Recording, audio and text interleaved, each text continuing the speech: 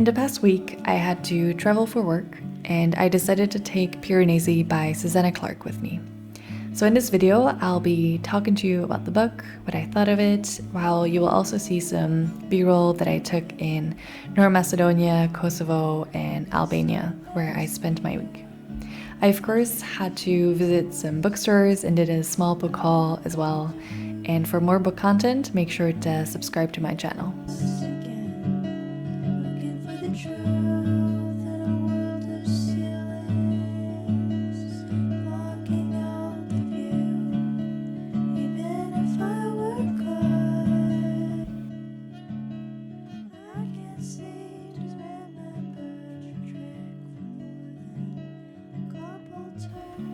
My first stop was in Skopje in North Macedonia, and there was literally no better city to be reading Piranesi in. Skopje is a city of statues, so there are statues everywhere you look, which made me feel in the right setting, since the setting of the book is also full of statues in all these different halls of what is called the house. If you're familiar with the work of the artist Piranesi, who did a lot of these etchings that are these very atmospheric drawings of halls and vaults and stairs, so if you know those, you might find it easier to understand the particular atmosphere that this book has. I find it quite difficult to describe the plot of the book without spoilers, but essentially Piranesi, the main character, lives in the house for as long as he can remember, and there is just one other person there who he calls the other. And the book starts out just following Piranesi through his journal entries of his daily activities. He's very diligent at documenting everything, but slowly a bit of plot does start to show itself. So it's a bit of a slow book at first, but more on that in a little bit.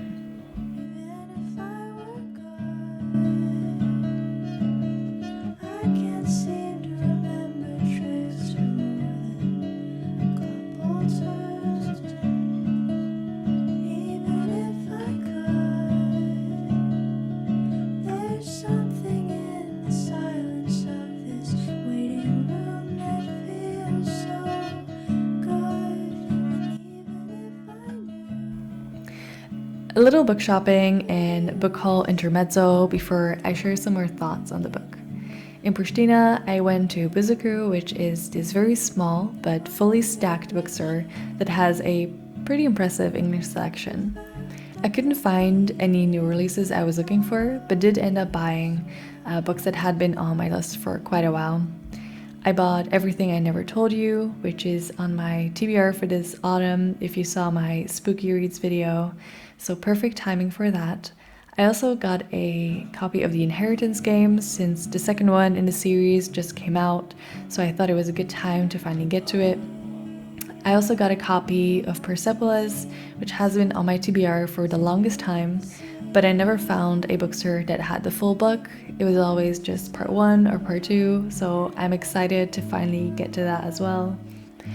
Jumping straight to my bookstore trip in Tirana, where I went to Adrian, which I believe is the only bookstore in the city that has a substantial English selection as well. I bought one classic I've been thinking about reading, The Unbearable Lightness of Being. And I also got 3 Elegies for Kosovo by the Albanian writer Ismail Kadare. I've been meaning to read his work, but I'm not a huge historical fiction fan, so I consciously picked a very short book of his before I delve into his full novels, which apparently are really amazing as well.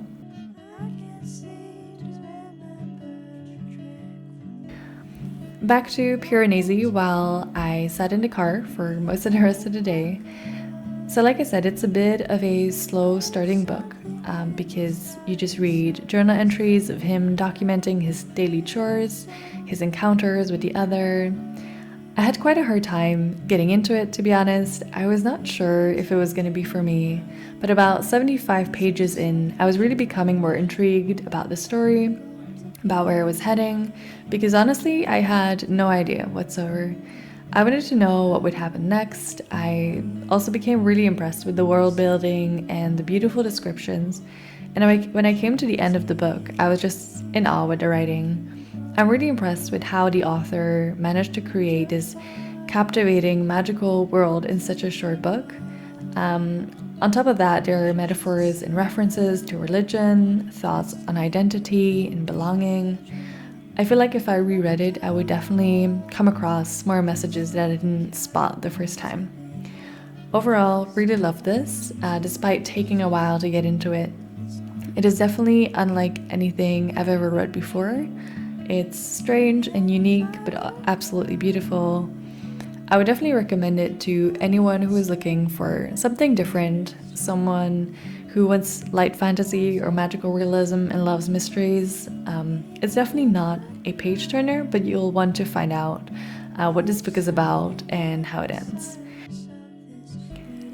So that's the end of this video. I hope you enjoyed it and hopefully see you next time.